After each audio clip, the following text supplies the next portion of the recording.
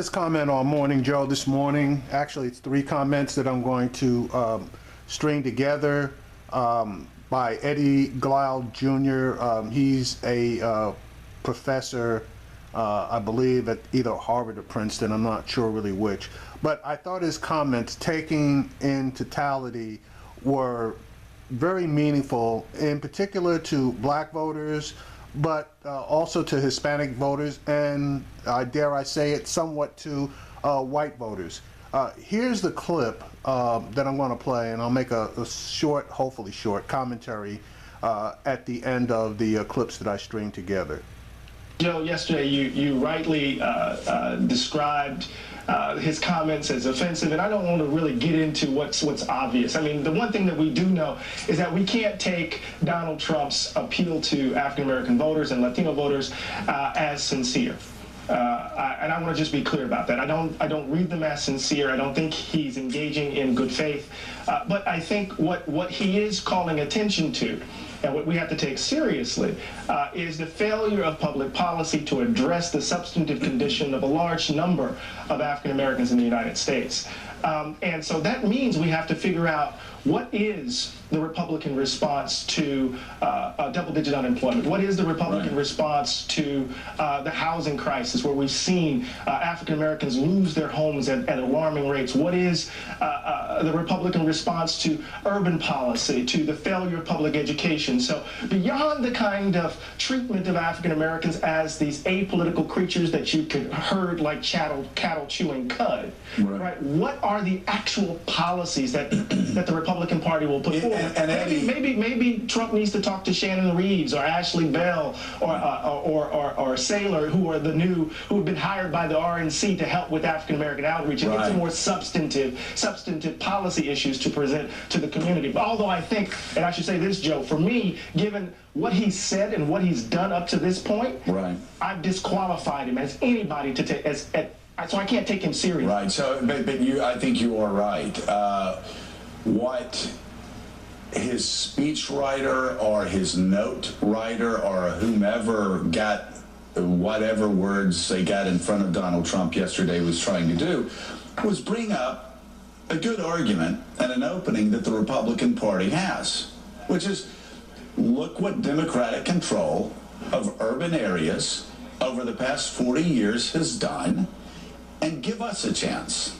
Give us a chance to fix your schools. Give us a chance to allow poor students and the truly disadvantaged to have the same opportunities to choose schools for their children that rich white kids in Scarsdale, New York have. We talk in New York about the Scarsdale-Harlem divide and trying to figure out how to give children in Harlem the same opportunities that children in Scarsdale have when it comes to schooling. That's just one example. The Republicans do, and I agree with you, and Paul Ryan has talked about this nonstop. We went down to the Kemp Forum down in South Carolina, and you not only had Paul Ryan, but a lot of people from AI obsessing about poverty. The question is, how do you actually pass policies through a very conservative House of Representatives that speaks to these issues? It does more than just provide lip service. I would want to suggest as well, Joe, that, I mean, we could talk about, school choice, we could talk about charter schools, we could talk about, we could have that debate around issues. But I would also want to suggest that the same question that Donald Trump is putting to communities of color, we can also present to poor white communities in Western Pennsylvania, poor white communities in rural Mississippi and Alabama and in Pensacola, Florida. Right? What has the Republican Party done to fundamentally transform your life circumstance? Well, and that's what are the economic agenda? So part of what I think this moment suggests is that we need to ask ourselves fundamental questions about what both parties have done over the last decade or so. Well, Eddie, and that's that's actually in large part why Donald Trump has succeeded this year. And speaking to disaffected white voters across America, working class voters, because the Republican Party out of Washington, D.C. has passed policies that appeal to corporate interests, that appeal to Wall Street, that appeal to K Street, that appeal to the National Chamber of Commerce more than small business owners in Pensacola, Florida, or Akron, Ohio. It just, and there you do have a real divide, Willie, where that's why the National Republican Party is breaking apart right now, because of, a lot of people like to point to racism. It's all about racism. That makes people feel great. Yes, there is an undercurrent of racism out there, but also you look at the numbers, you look at the studies, you look at how trade has blown communities apart, and Republicans haven't had an answer to that. And those people are voting for Bernie Sanders or Donald Trump. It's fundamentally, we need to say this and say this clearly. The American people aren't stupid. Yeah. Right? And this is not an issue of rebranding. This is not an issue of just simply pivoting. It's an issue of who the guy is. If you have staff who are trading in all of this kind of racist stuff, you have him, saying build a wall, banning Muslims, right? Just because you pivot for one little cycle of reset, where's the button? Reset, right? Reset for this. It's not going to change that, and people aren't stupid. And I want to be very clear.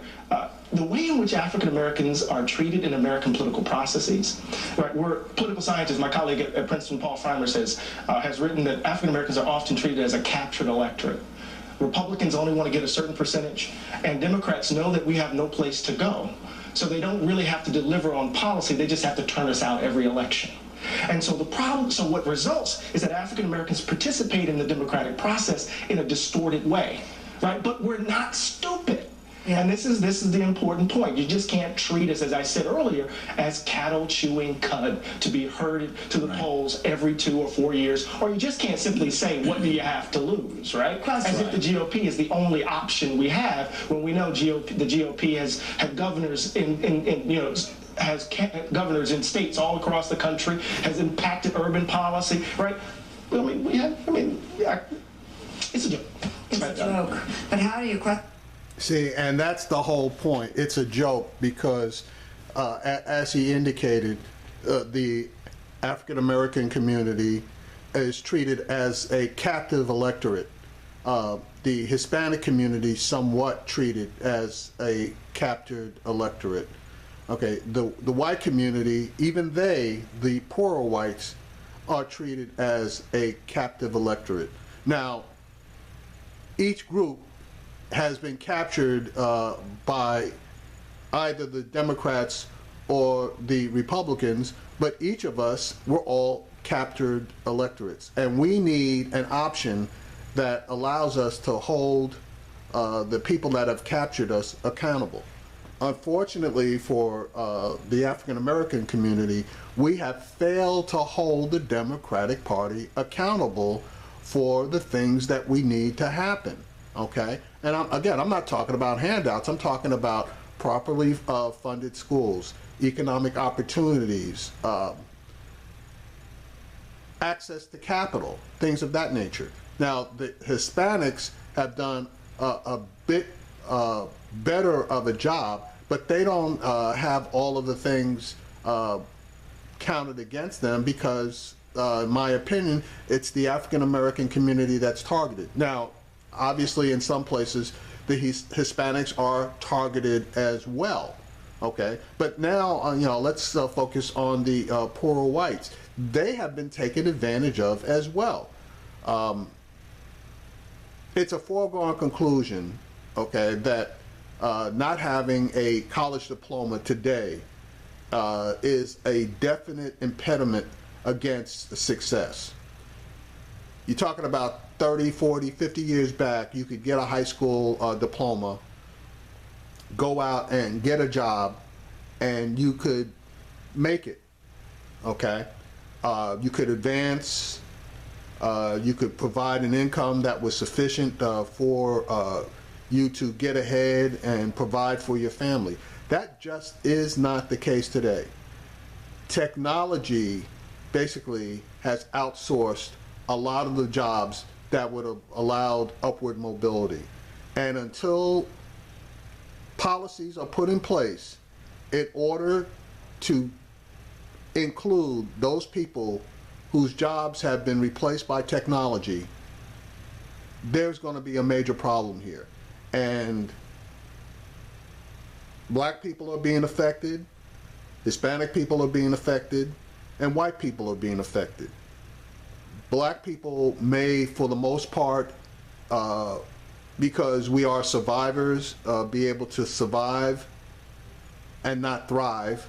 Hispanics also have found a way to survive and thrive to some point, okay? White people have also found a way to survive but not thrive. And it's the not thriving part that we need to concentrate on. We always talk about our kids being better off than us as far as their ability to get ahead. Well, this is going to really be possibly the first generation where that is not in fact the case. So we need to throw off our captivity, specifically electorate captivity, and make a move. What that move is, honestly, I can't tell you. I mean, theoretically, if we could develop a party that really did have the interest of the people at heart rather than maintaining their own economic and political power, that would be a start. That's why so many people were and are enthralled with Trump because of what he promises, and Bernie Sanders to what he promised, because